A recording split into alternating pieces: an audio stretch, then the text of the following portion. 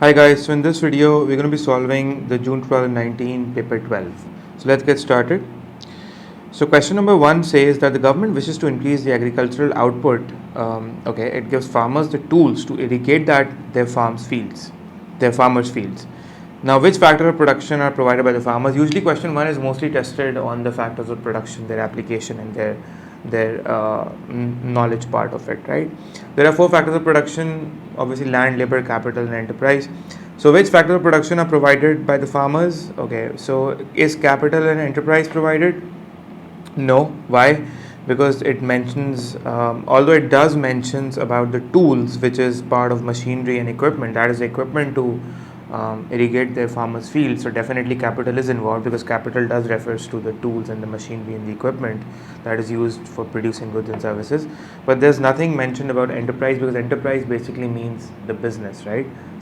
So here the government is not enhancing entrepreneurship, neither it is increasing the enterprise. It's basically providing the farmers the required tools they want to actually uh, increase the output on their fields. So again, B would also not be the answer because it involves enterprise. So the correct answer would be C, that is labor and land, because land. So why land? Because they're talking about the field, so definitely your land is involved here, and your labor because they're talking about the farmers, which are the labor of the business, right? Question number 2. Question number 2 is again on PPC. Usually question 2 or question 3 are tested on production possibility curves. It says that the PPC for an economy that produces capital and consumer goods, at which point will the economy show the highest potential for sustained long run economic growth? Okay, so they're talking about that out of the 4 options A, B, C, D, which would result into a long run sustained economic growth. So definitely the answer would be B, because on option B, the economy is producing the maximum capital goods given its resources and given its technology. So the more capital goods we produce, then that would result into an increase in productive capacity, an increase in productive potential in the long run, which is referring in the question, because the more that is invested in capital goods, that would result into long run sustained economic growth, which would be represented by an outward shift in PPC in the long run. Because ultimately, if you're investing more in capital goods and producing less of consumer goods, this basically means that you are leading your economy to enhance its productive capacity in the long run. Question number 3, it says in recent year more golf courses which uses large quantities of water have opened in China. What may be the opportunity cost of this? So opportunity cost is basically your benefit of the next best alternative that you forgo. So if you're opening more golf courses in China and using large quantities of water, that water and that land that has been used for building the golf course, that maybe that land could have been used to irrigate, right? And that water could have been used on farmlands as well. So definitely it would result into a loss of farmland. So that is why this is the answer, because the land for the golf courses could be used to irrigate, as well as the water could be used to the water could be used as a raw material, or as an ingredient, I should say, not raw material, to irrigate the farmland. So definitely it would result into a loss of farm output and a loss of farmland as well.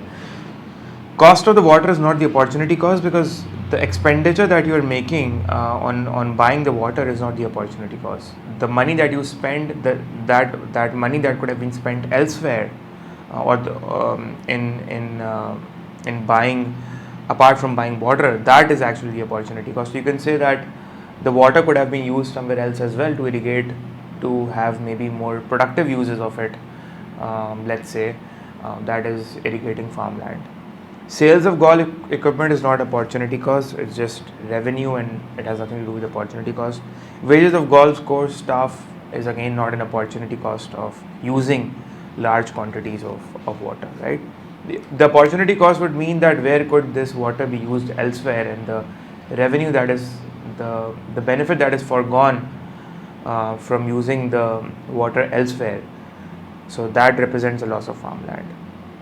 Cuba is implementing free market reforms. A free market is an economy where there's no government intervention and all resources are owned and controlled by the private sector, and they are solely responsible, and they are making the decisions on how for whom to produce and which resources they have to allocate. So there's no government involvement in the business activities. So what is the likely advantage of this? So question number 4.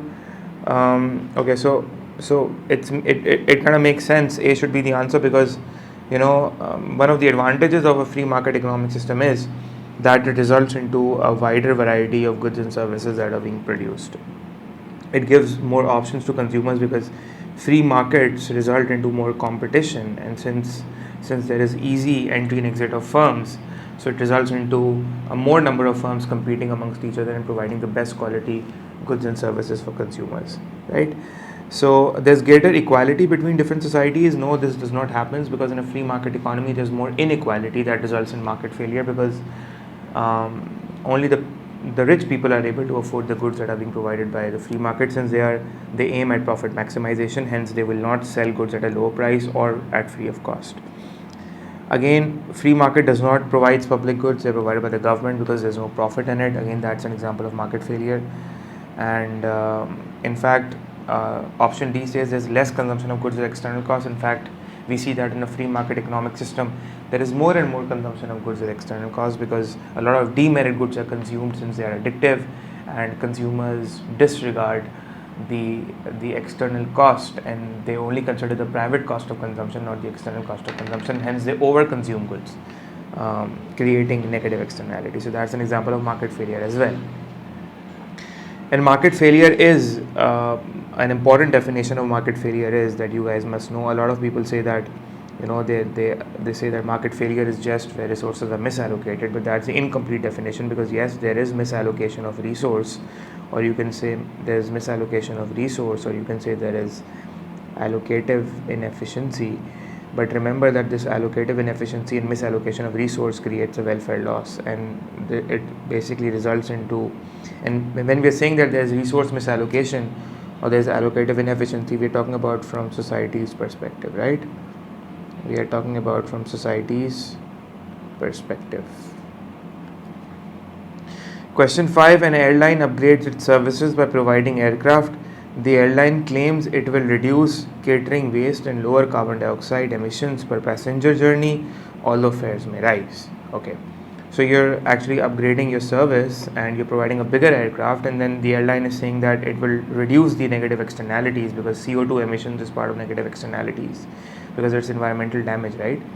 So what is the private cost and external benefit of this decision? So private costs, obviously there would be a bigger aircraft private cost, so but again higher fares is not an external benefit. Option B says higher fares. Yes, higher fares is a private cost, so definitely yes, private cost for the consumer. Yes, he's going to be paying a higher fare. At the same time, if the consumer or the passenger travels using this particular airline, then there is a benefit that the consumer is providing to the to the environment as well, because he's consuming an airline because more of that airline will be actually utilized, and which means that less of carbon dioxide will be spread in the environment, and that would result into an external benefit. So question 5 part B is the option B is the correct answer. Less catering waste and bigger aircraft are not examples of private costs and external benefits. Lower CO2 should be an example of external benefit, not private cost. So again, these are the incorrect options. Question 6 says what can be concluded from the demand curve for the product shown in the diagram. Okay, by the way, the first 10 MCQs usually, out of the first 10 MCQs, a question on market failure, monopoly is usually tested. So make sure that you are covering those topics properly.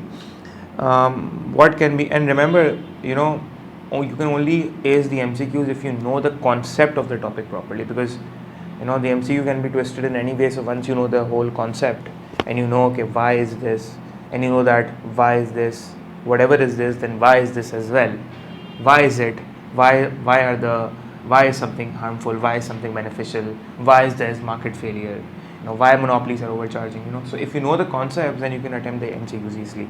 Question 6 says what can be concluded from the demand curve for the product shown. So the demand curve is perfectly inelastic, because whenever the demand curve is perfectly inelastic, it is a vertical straight line. Which means that there is zero change in quantity demanded, no matter how much price rises, right? So definitely the question is asking you what can you conclude from it. So option C says the product is with many substitutes. This is definitely the wrong answer, because it is an inelastic demand, and the more inelastic it is, the less the substitute. So in fact, we can conclude that there are zero substitutes for this product, right? So this is not the answer. There are 20 people able to buy the product. So there are 20 people that are able to buy the product is also the wrong answer, because it says there are 20 people who are able to buy the product. In fact, these are the 20 units that are being bought, no matter they are being bought by a single person or by different people, right? So they're not the 20 people, because we are measuring quantity demanded, we're not measuring the number of people who are buying the product on the x-axis. So A should be the correct answer. Price increase will raise the producer's revenue, because whenever the price will rise, and if the demand is inelastic, producer's revenue will rise. And since the demand over here is perfectly inelastic, so definitely the producer's revenue will rise by all the amount of the increase in the price. So for example, we can mathematically test it as well. Let's suppose if the original price is $100, so the total revenue is price times quantity. So 100 times 20 would be 2000 was the original revenue. And now let's say price rises to, let's say, $200. It doubles, right? So the new total revenue would be the new price times the new quantity, which definitely there's no change in quantity, which is the same, and the price is 200. So the revenue has actually doubled, right? So remember, and whenever the demand is elastic, the rule is that if you increase the price, your total revenue actually falls, because when you increase the price, it results into a larger percentage decline in quantity demanded. So the decline in quantity demanded offsets the increase in revenue that would arise because of a minor increase in price. So what I'm trying to say over here is that, let's say if your demand curve is a bit elastic, which has a shallow slope, and you increase the price, so your quantity falls, right? So this area represents that the revenue is rising by the increase in price, but that is offset by a large decline in quantity demanded. So hence the overall total revenue actually falls, right? Question 7 says a mobile cell phone operator increases the price of making calls on its network.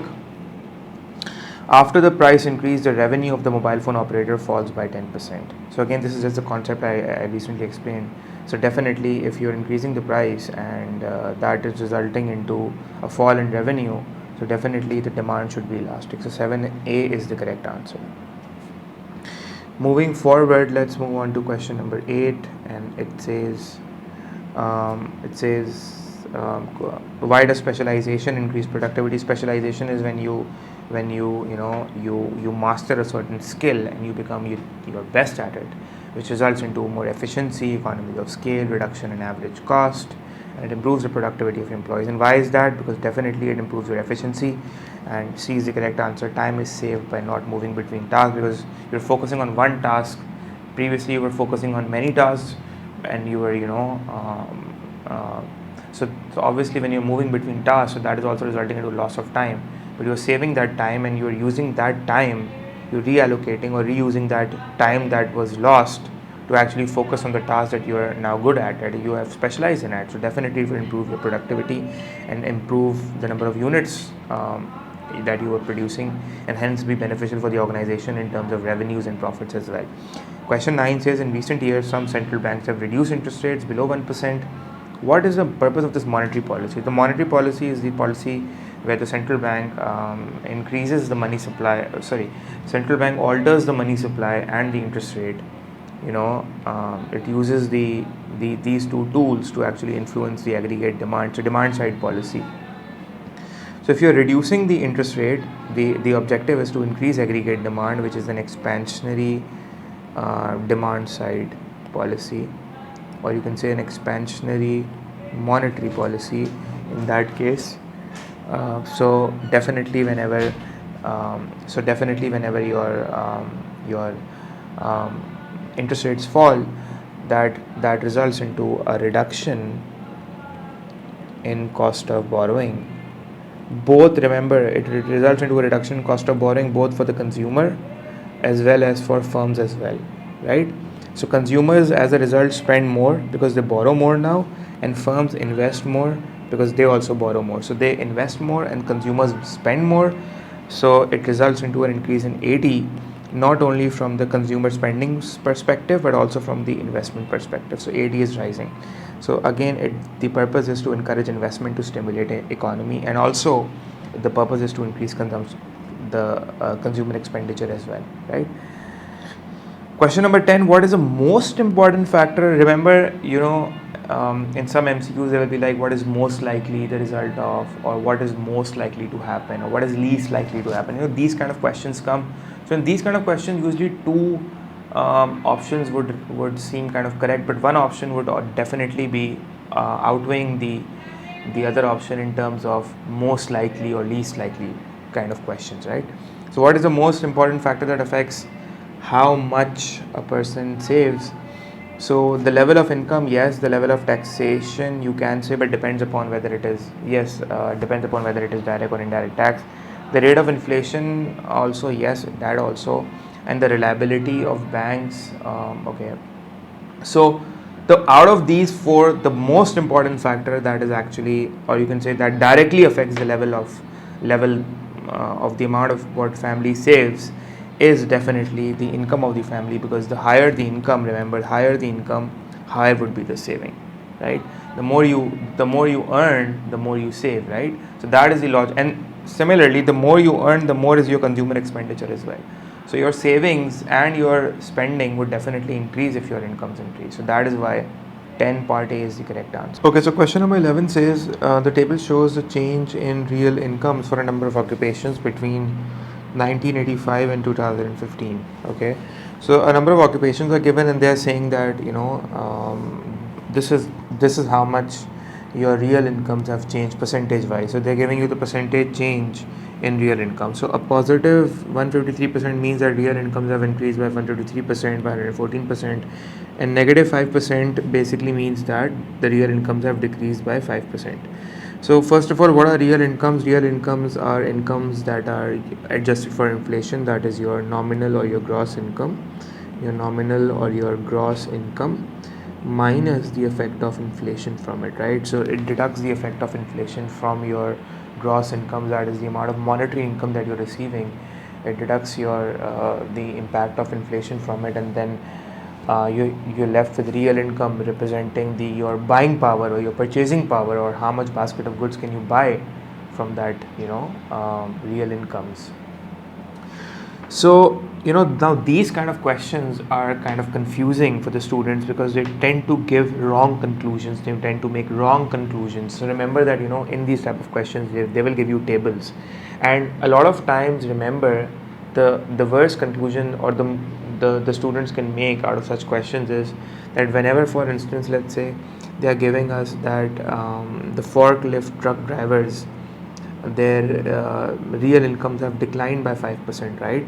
So a lot of students might conclude that option B is the correct answer by saying that forklift truck drivers earn the lowest wage rate, because what they'll see is that all of these values are plus, positive, and since 5 is the lowest number and it's showing a minus sign, so definitely it means that they were earning the lowest income. While this is not the case. Remember, students, whenever percentage change is given, so percentage change in real income does not mean that the real income is also the lowest, because they haven't given you the actual income of the forklift drivers. They have given you that forklift drivers are earning 5% less than what they were earning in 1985. Similarly, they have given that doctors were earning 153% more than what they were earning in 2015. They haven't given you the actual wages. So remember, whenever the percentage change is given, that does not represent the actual amount of earnings that those people or those occupations are actually earning, right? So don't jump to such conclusions, because usually students do make such conclusions. So remember that percentage change is different and the amount of actual incomes that you're earning is different. So I'll give you an example. Let's say that in 1985, let's say Mr. A was earning $100, and in 2015, I'm assuming these figures, Mr. A is earning, let's say, $110. So how much is the percentage increase in real income? So the real income in 1985 was $100, in 2015 it is $110. So this represents that real incomes have increased by let's say 10%, right? So let's now see Mr. B. So let's say Mr. B was earning in 1985 $20, and now in 2015 his real incomes have increased to $40. Now this represents that his real incomes have increased by 100%. So there's a 100% increase in real income. So for example, if you look at this data is telling you that the real income of Mr. A has increased by 10%, while that of Mr. B has increased by 100%. So if you are actually not given, if you're actually hidden this information, all of this information is hidden from you, and you're actually asked to focus on the percentage increase, many of you might conclude that Mr. B is earning more than Mr. A, or Mr. B is now more better off than Mr. A, right? Because it's 100% rise. But this 100% rise, you are not given that. You can't make the conclusion that Mr. B is better off than Mr. A. You need the actual incomes to make that conclusion.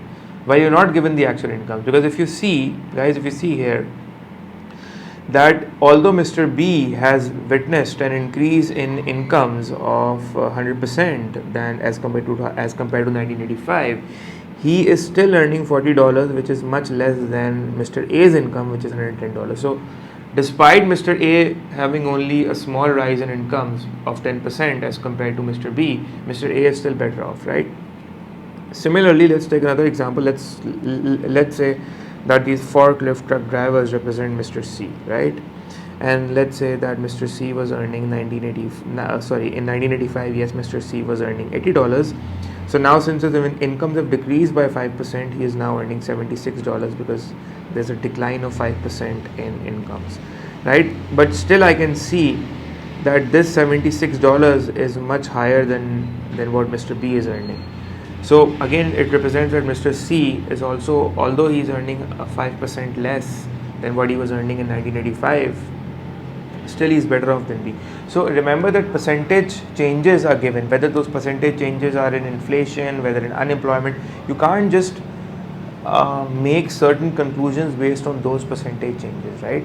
You can't that, because that is not representing the actual figures. Make sure of that. So the correct answer for this one would be that the professionals received a higher percentage increase in income than manual workers, because let's say doctors, lawyers, accountants are all professionals, so their incomes have definitely increased by a much larger percentage as compared to the manual workers who are earning a 37 or 19%, or drivers, having a decline by 5%, while doctors, lawyers, accountants are witnessing a more than 100% rise or jump in their real incomes, except for accountants. But still, option D makes sense, hence option D is the right answer.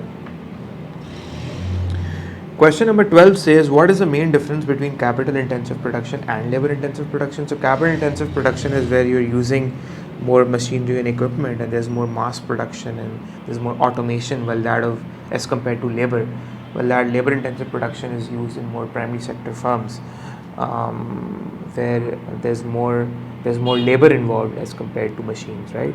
So the answer to question number 12 would be C, because it says that it depends upon the resources on which the production lies, because definitely the main difference between capital intensive production and labor intensive production is the resources that is on which the actual production is dependent upon, because obviously some resources, some products require huge amount of equipment and machinery and automation, while certain products, let's say more farmland, or where there's more farming done in the agricultural sector, right? Or when there's or let's say craftsmanship, where let's say pots are made, handcrafted pots are made. So in those areas, in those products, more resources are based on labor production, labor intensive, right? So option C is the correct one. Question number 13 says, what is the definition of diseconomies of scale? Diseconomies of scale is where to scale means, we're talking about enhancing our size, right, in the long run. So again, diseconomies of scale would occur in the long run when you are enhancing your output, and your average cost, that is cost per unit, starts falling. So whenever output is rising in the long run, your average cost is falling. That is, average cost stands for cost per unit. And diseconomies of scale occurs, it results into, it manifests itself in the form of communication problems, management issues, right? Falling productivity of labor. So the correct answer is option C, where the average total cost, which is the average cost, rises as output rises. So, and again, the average cost is represented by a U-shaped curve, where this is representing productive efficiency. That is, this is the productively efficient output, where your average cost is lowest, and before this, the firm is experiencing economies of scale. After this, the firm is experiencing diseconomies of scale. Question number 14, again a question on fixed cost, variable cost, do comes. So this is also important. The diagram shows the fixed cost, variable cost, and the total cost. So if you try to analyze that which is the variable, which is the fixed cost, so this would be the fixed cost, since fixed cost, even at zero output, a certain amount of fixed cost is incurred, hence, and it stays constant throughout the range of output.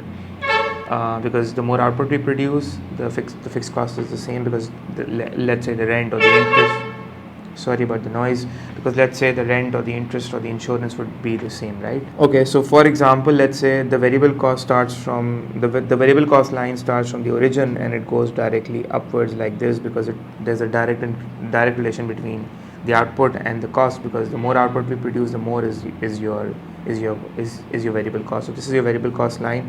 So total cost line starts from your fixed cost, because at zero output, your total cost is equal to the amount of fixed cost that is incurred, because at zero output there's zero variable cost. So whatever the total cost is would only include the fixed cost, right?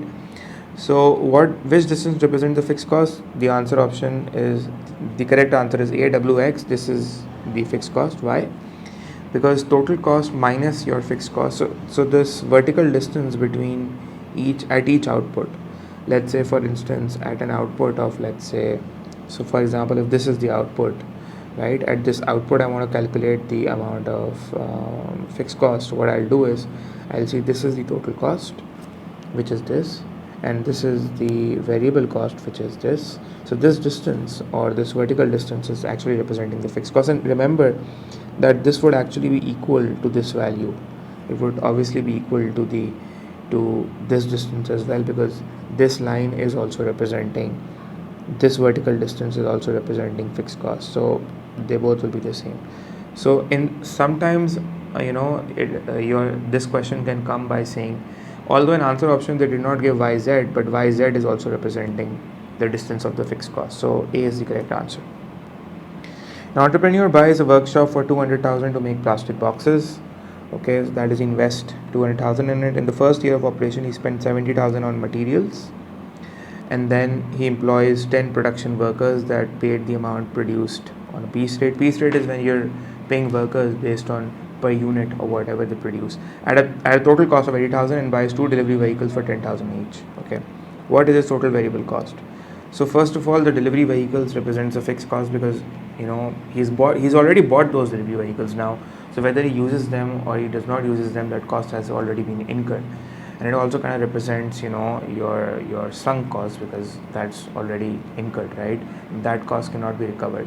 So now what is your variable cost? Variable cost would be the amount that you spent on materials, because obviously the more you produce, the more is incurred on materials. So materials is direct materials, raw material is your variable cost. And again, your labor cost is 80,000, so this is also variable cost. So they would add up to 150,000. So B is the correct answer. Question number 16 says, what is most likely to cause a rise in the rate of inflation? Inflation is an increase in the general level of prices, and a fall in import prices, okay, a fall in wage rates, a rise in level of government spending, and a rise in level of unemployment as well. So, okay, so a fall in import prices would actually increase your imports because it would make imports cheaper, hence AD would fall, hence inflation should actually fall instead of rising. On the other hand, a fall in wage rates can, a fall in wage rates would mean that your cost of production will fall, which will actually reduce your inflation instead of increasing it. So both these answer options are incorrect. A rise in the level of unemployment would be a sign of a recession where AD is falling, hence inflation should actually be falling. There should be deflation, that is negative inflation. Deflation is basically your opposite of inflation. You can say negative inflation, where your price level is actually declining instead of increasing. So C is the correct answer. Rise in the level of spending would actually stimulate or boost your aggregate demand, and hence it would increase demand, pull inflation, and that is why government spend a lot of money as part of government spending, where which is actually part of fiscal policy. So government spending is part of fiscal policy, which actually increases your aggregate demand and boosts and stimulates your AD, and then increases your price level as well. Question 17 says the government increases taxation in order to fund an increase in spending on government training schemes. Again, taxation is part of fiscal policy of the government. So government obviously does increase taxation in order to finance the government spending, in order to reduce its budget deficits as well. So government might be doing some kind of training schemes for workers, and definitely, because training is very important to reduce occupational immobility. And occupational immobility is when your worker is not able to be employed because of lack of skills. So which combination policy would this involve? So fiscal policy and monetary policy only? No, because monetary policy it involves money supply and your interest rates, right? So this is the incorrect answer. Fiscal policy and supply side policy, yes, this would be the correct answer, because you need to understand that government spending is fiscal policy as well, right? And it is part of supply side policy as well. So, but the immediate impact is definitely on aggregate demand, and the subsequent later on or the long run impact is on aggregate supply. So government spending does represents or does boost or stimulates AD immediately, so it would result into an immediate increase in aggregate demand. However, in the long run, it would also result into sustained long run economic growth, where it will actually be responsible for shifting your PPC outwards, or you can say it will be responsible for increasing your long run aggregate supply or Keynesian long run aggregate supply to the right, that is from LRAS 1 to LRAS 2, representing a rise in productive capacity, right? So good stuff, guys. So remember that government spending impacts both your demand side and your supply side, and that is why it is part of supply side policy as well. Because when the government spends, because first of all, government spending would involve investment in infrastructure, investment in education, healthcare, and which would definitely, and plus investment in education, healthcare would improve labor productivity, which is directly responsible in increasing your aggregate supply. So definitely labor productivity, if your labor is more productive and efficient, definitely it enhances the capacity to produce more goods and services in the long run. Question 18 says the diagram shows the effect of an imposition of a tax. Now obviously this is an indirect tax, because indirect tax reduces your supply, since indirect tax is imposed on the product or on the firm, and that increases the cost of production, hence shifting the supply curve to the left. So which area represents part of the tax paid by the consumer? Now you know that the nature of the indirect tax is such that although it is imposed on the firm, this indirect tax is imposed on the firm, but part of that cost increase is actually transferred on the consumer in the form of a higher price. And how much of that cost is transferred to the consumer actually depends upon the price elasticity of supply. The more inelastic the demand is, the more the burden will be borne by the consumer. The more elastic the demand is, the more the burden will be borne by the producer. And why is that? Simply because if it's more inelastic, then a rise in price will not reduce quantity demanded to a very large extent. Hence, the producers will still be able to sell more output. While if it is elastic and if they increase the burden by transferring on the consumer more of it and they increase the price of the product by a large extent, then in that case they lose out a significant portion of their revenues, because it will significantly reduce quantity demanded. And we know the rule that the higher the price of the product, if the demand is elastic, quantity demanded falls significantly larger, and hence total revenue falls in this case. By the way, coming back to this question, it says, first of all, you need to remember that this vertical distance, guys, represents the amount of tax per unit. And I by the way, I also have a YouTube video on indirect taxes where I've clearly, mathematically shown these values, how much tax is borne by the government, how much is borne by the consumer, how much tax revenues are received by the government, how much tax burden is borne by the consumer and the producer. So let's say, so for example, this vertical distance represents the amount of tax. So let's say if this was 100, and let's say if this is 110, and let's say this is 90, so 20 is the tax per unit, right? $20 per unit is the amount of tax that has been imposed on firms. Out of that $20, $10 is actually borne by the consumer in the form of a higher price, and the remaining, let's say $10, is borne by the producer, right? So $10 is borne by the producer. So let's say if quantity falls from 100 to, let's say, 90, so this area basically is 90, so obviously this area should also be 90, and hence this area should also be 90, which means this rectangle is representing the burden of the tax borne by the consumer. Mathematically, the value that is paid by the consumer as tax is $10 multiplied by 90, which is 900, which is the shaded area in blue, which is equal to U plus V. Hence A is the correct answer, right? And similarly, if the question asked you what is the area that is borne by the producer, so the answer would be X plus Y. Again, the mathematical calculation of the value for X plus Y would have been the same, that is this $10 multiplied by 90. Again, the value would have been the same, that is 900. Total tax revenues for the government would be how much? 900 paid by the consumer, 900 paid by the producer, so 1800 is going to the government. This is the tax revenue, government tax revenue. Okay. Question number 19 says, why might a government decide to subsidize high cost steel? And to subsidize, again, steel is a very important industry, a key industry, strategic industry as well. So subsidies are financial grants, or the money that is paid by the government to firms to actually help them reduce their cost, because they reinvest that money in reducing the cost, and it helps them increase output and reduce their cost by increasing their supply, and hence the cost reduction advantage is transferred to the consumer in the form of a lower market price, right?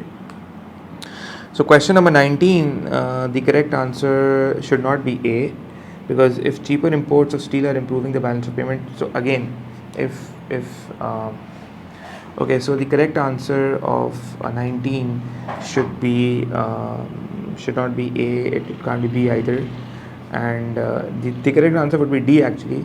If unemployment in steel producing areas is increasing, so there's more regional unemployment in the steel production areas, so the government would definitely give them subsidies, to give the firms, the steel producing firms, the subsidies, so that they can reduce their cost and hence increase supply.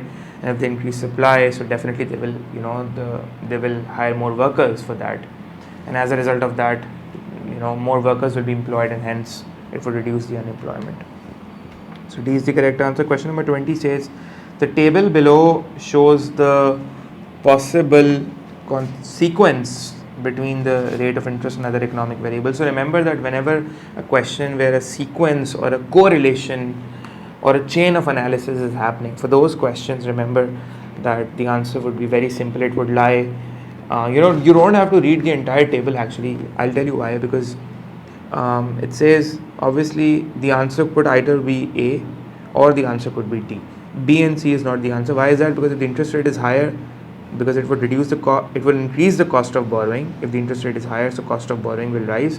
So borrowing should actually fall. It says increase, so this is not the answer. Similarly, if the interest rate is lower, then the cost of borrowing should fall, and it says, and hence it should increase the borrowing. It says decrease, so this is also not the answer. So definitely the answer lies in is either B or is either A or D. Now answer option A says that the interest rate is higher, which means that cost of borrowing should actually increase, which should reduce the borrowing. And if borrowing is falling, then more should be borrowed, right? So sorry, it's my bad. If okay, so I'll explain it again. So if the cost of borrowing is increasing, then definitely less is borrowed. So if less is borrowed, it means that less is invested, right? But it says that investment is actually rising. Now investment is not only dependent upon borrowing. There are many other factors as well, such as your economic confidence and investor confidence. But again, the amount of borrowing does have an impact on investment. So obviously if less money is borrowed, less would be invested. But it says increase in investments are basically rising. So question 20 would not be as well. So D is the correct answer. Now in an exam situation, if you have figured out correctly that A, B and C are not the right answers, then obviously you don't need to read D, because if you're super confident on A, B and C, then D should be the correct answer. Don't waste your time in reading D. Again, this policy should only be done only and only when you are super confident about A, B and C. Now D says if interest rates are decreasing, if you reduce the interest rates, then definitely cost of borrowing will fall, which will increase the amount of borrowing. If borrowing will rise, obviously investments will rise, and then GDP will rise as well. So this is the perfect chain of analysis. Then 20D is the right answer. Okay, so question number 21 says, why is Human Development Index, that is the HDI, a better measure of living standards than GDP per head?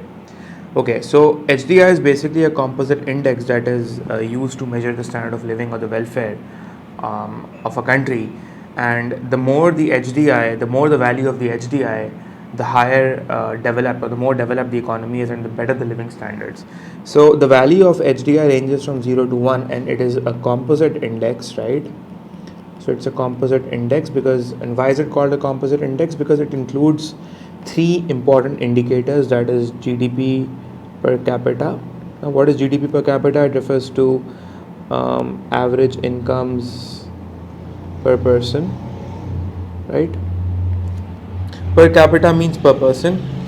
Number two, it includes the adult literacy rate as well, and it also considers the life expectancy at birth, since it is including one of the most important indicators into one index, and that is why it gives a much better measure of living standards. And as a result of that, the answer to 21 would be C, because it takes into account health and education data. Okay, question 22 says, what describes frictional unemployment? So unemployment are of various types, such as seasonal, frictional, demand deficit, that is cyclical. Frictional unemployment occurs when employees purposely, or they themselves they quit their jobs in order to search for better jobs. And frictional unemployment is not a big problem or a big concern for the state or the government, because the employees have themselves left their jobs in search of better ones. On the other hand, demand deficit unemployment, which is known as cyclical unemployment, is a more concern because it indicates a recession, right? Question number 22. So the answer to 22 would be D, that unemployment caused by workers who are searching for better jobs, right? So 23 says Okay, so in 22, by the way, unemployment caused by general foreign economic activity is cyclical unemployment, that is demand deficit unemployment that occurs due to a fall in aggregate demand. And unemployment caused by the time of the year, no, that's probably more referring to seasonal unemployment, that occurs in a specific time of the year. That is more seasonal. Unemployment caused by wages being too high, again, that is indicating an unemployment that is kind of structural unemployment, right? So that is not the answer as well. Question 23. In January 2016, the rate of inflation in a country changed from 3 to 2%. So what is happening in January? The inflation rate is declining from 3 to 2%. Okay, very good. And in March, what is happening is that the rate of inflation again rose to 4%. What happened to the price level? That is, they're asking what happened to prices in January and March. Now, a lot of you might think that since the rate of inflation fell from 3 to 2%, so prices must be falling. Okay, so and this is a common mistake that a lot of students make in exams, and this is not the answer, because you need to understand that the rate of inflation is falling, the inflation is not falling. Inflation itself refers to what is inflation? Inflation itself refers to increase in price level, right? So if inflation is the increase in price level, and then the rate of inflation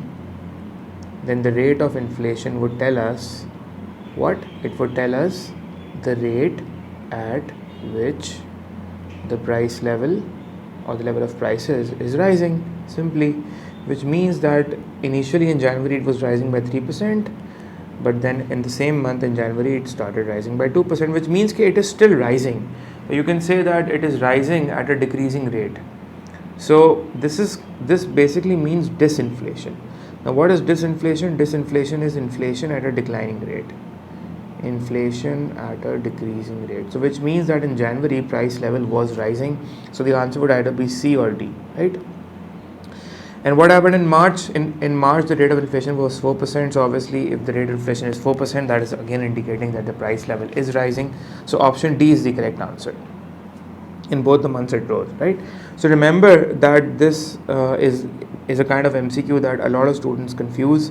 That whenever the rate of inflation is falling, it does not mean that inflation is falling, or you can't say that price level is falling.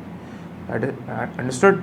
And a lot of times this also comes in by saying, the examiner might say that the rate of inflation falls from 3 to 2%, 3% to 2%. Then what happens to cost of living? So a lot of students say the cost of living is actually falling, and things are getting better. So cost of living is not falling. The cost of living is still rising. Why? Because the prices are rising. Although the rate at which the prices are rising is falling, but cost of living is still rising. So cost of living is also rising. In this situation, the cost of living would also be rising. So at times the examiner might test you by asking you about what is happening to cost of living if the rate of inflation falls, and at times the examiner might also ask you by talking about or by asking you what happens to the value of money. So the value of money would be falling, right? So cost of living is rising because things are getting expensive, although the rate at which they were getting expensive, that is falling, but still. And the value of money would be falling because there is inflation, irrespective of the fact that there is inflation at a low rate, but still there is inflation. Question number 24 says, what usually happens as a developing country becomes more developed? So developing countries are more poor countries as compared to developed countries that are more rich countries, high GDP, more employment, more revenue contribution, GDP contribution, employment contribution, income contribution is occurring in the developed economies from the tertiary sector, less of the primary sector, and almost to zero from the primary sector, and a bit from manufacturing, but majority from tertiary. And the developing is quite the opposite, where most of the GDP contribution is occurring from the primary sector and a little bit from the manufacturing, but almost next to negligibly, you can say, from the tertiary sector. So what happens when the country is becoming more developed? The answer would be the average age of the population falling? No, the average age of the population is rising because we have a more dependent population with a more higher average age, because living standards are improving and health facilities are improving, so death rates are actually falling. This is not the answer. The fertility rate declines. Yes, the fertility rate would decline as countries become more developed. because a lot of people would be more educated, and a lot of people would be more concerned about reducing their family size, and they would be more concerned about family planning and more focused on their careers, and maybe using contraceptive measures to reduce the birth rate. So again, infant mortality rate will be falling instead of increasing, because as countries are becoming more developed, so the health sector is more developing. The primary sector is not expanding, it's actually declining. So answer option B is the correct answer. Question number 25 says, given the following information, which country is most likely to have the highest standard of living? Okay, so the highest standard of living would be obviously be in countries that have low birth rates and low death rates and a high life expectancy and a low infant mortality rate. By the way, infant mortality rate refers to what does it refers to? The infant mortality rate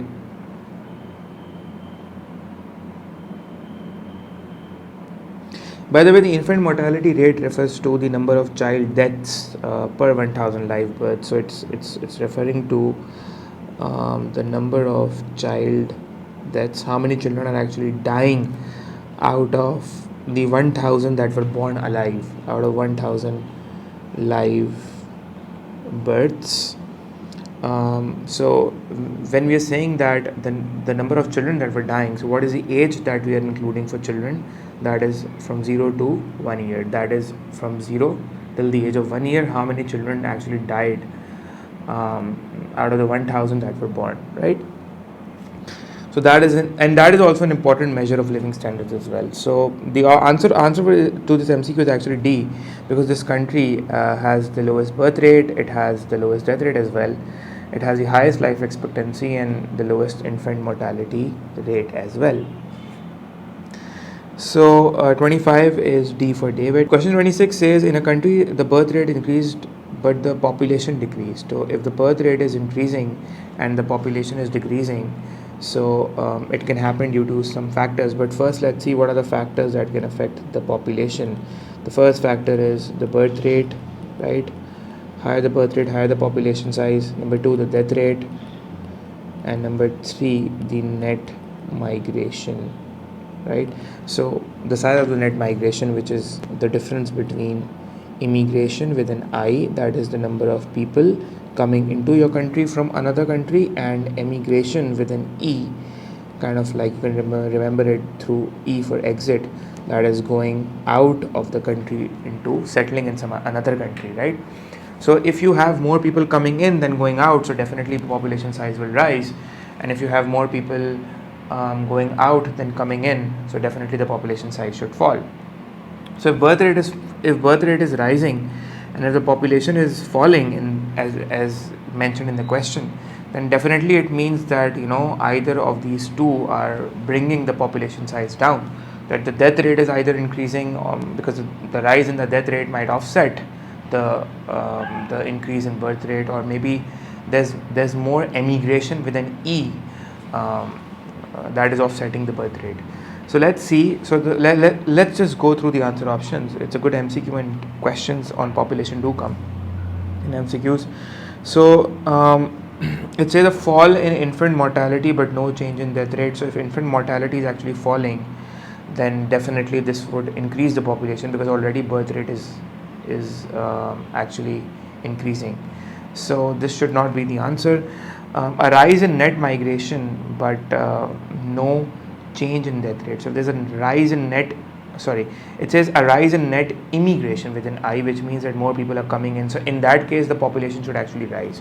Net immigration, there's a rise in net immigration means that immigration is actually greater than emigration, right? So more people coming in than going out for various reasons. In search of better jobs, or they want to settle because the country has more living standards, stuff like that. So the option C says no change in migration. So this is constant. There's no change in migration, but death rate rose. So again, it means that this is constant, and the rise in death rate is actually offsetting the rise in birth rate. So because of a rise in birth rate, the population size is rising, but since the death rate is rising by a greater proportion, so obviously that is bringing the population down. So option C is the right answer, 26C. Option D can't be the right answer because if death rate is falling, then the population should actually increase. Question 27 says the US government decides to reduce the size of the quota on a good it buys from China.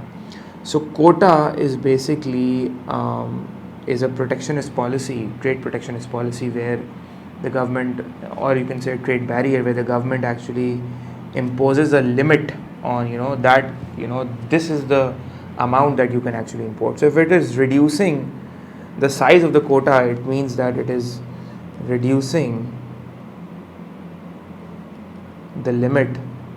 That is, it is actually saying you can now import less. So if initially the limit was, let's suppose, 50 cars, so now it means that you can only import 40 cars, or let's say 30 cars maybe.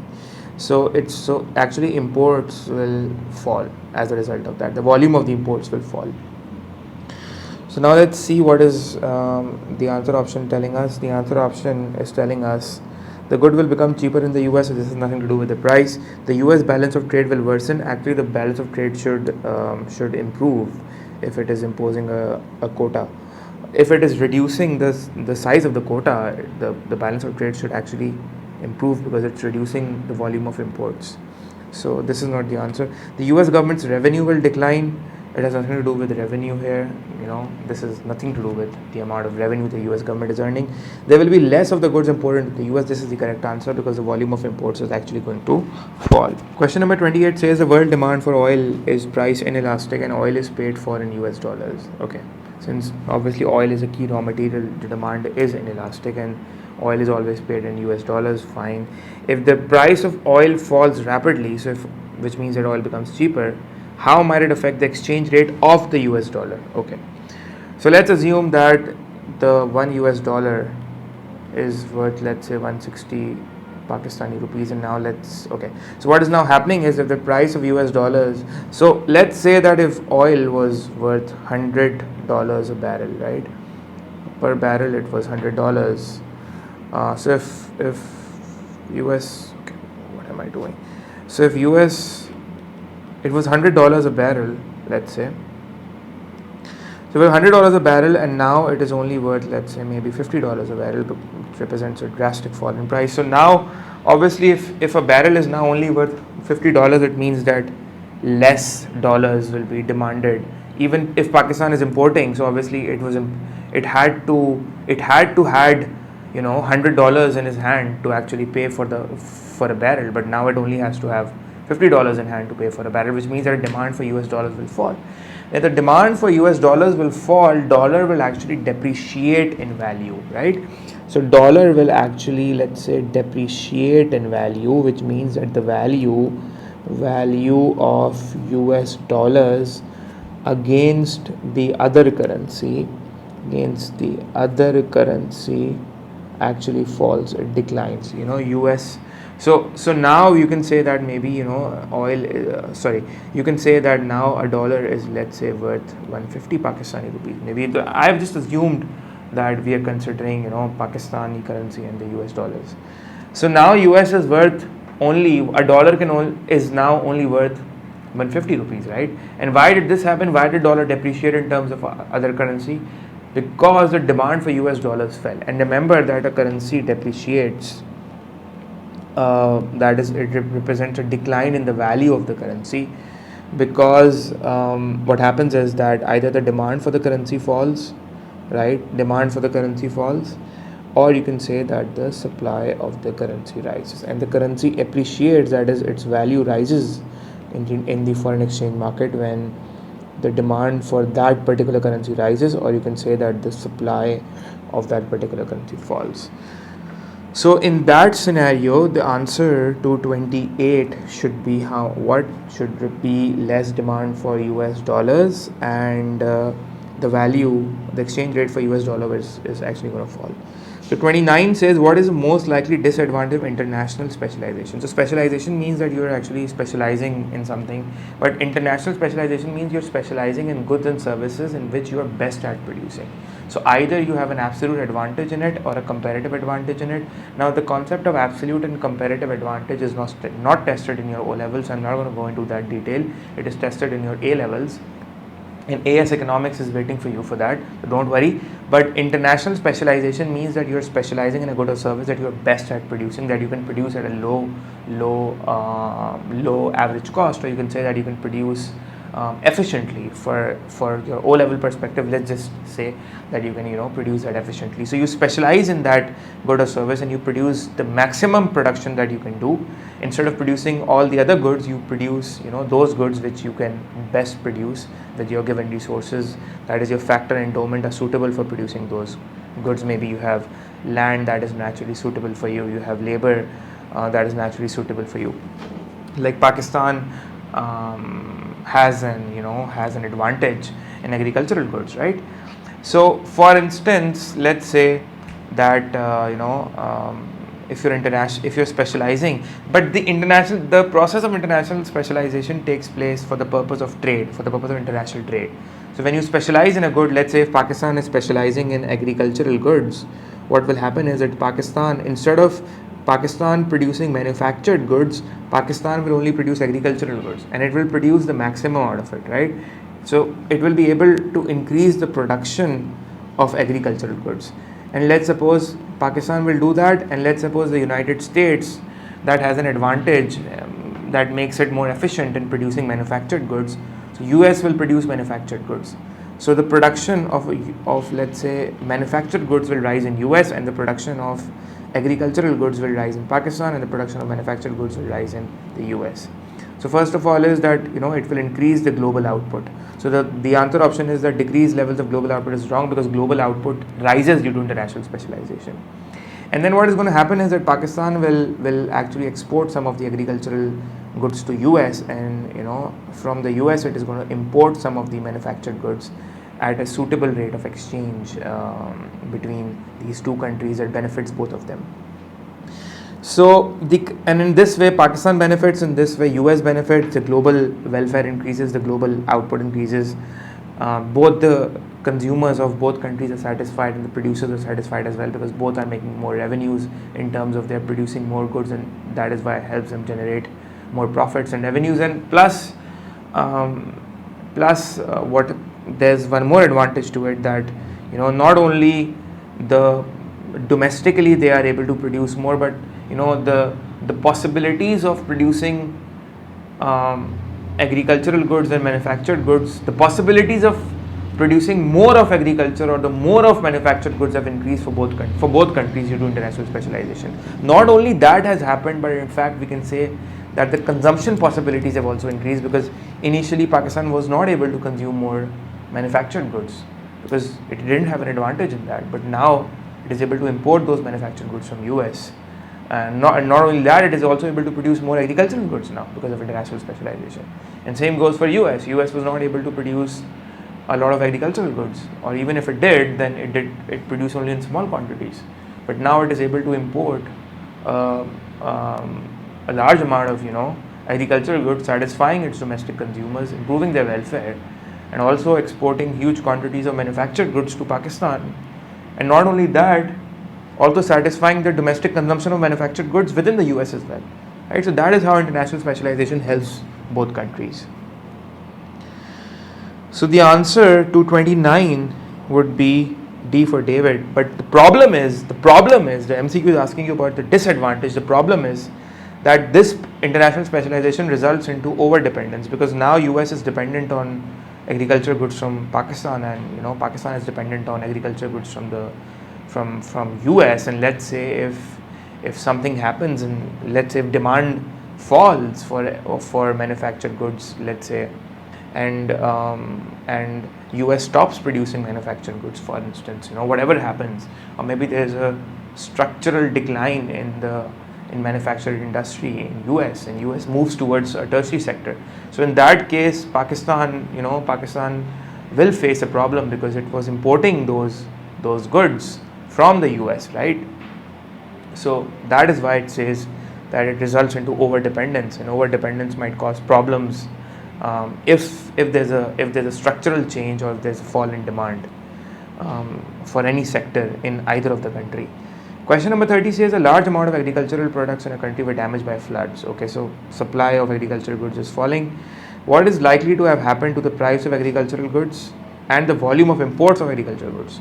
So definitely the price of agricultural goods will rise, because when supply falls, the price rises because less output is produced. So firms need an incentive to sell, to actually earn more revenues, because they need an incentive in terms of a higher price per unit because their output has fallen, right? So price of the product actually rises, so the answer would either be C or D. So, but the problem is that the volume of imports will actually rise, because since agricultural goods are less available domestically, since they have been destroyed by floods, so obviously the remainder demand would be satisfied through importing. So that is why, what is going to happen is the answer to 30 would be debit. Here we are, guys. I've completed this paper and more papers to come. See you all in the next paper. Till then, take care.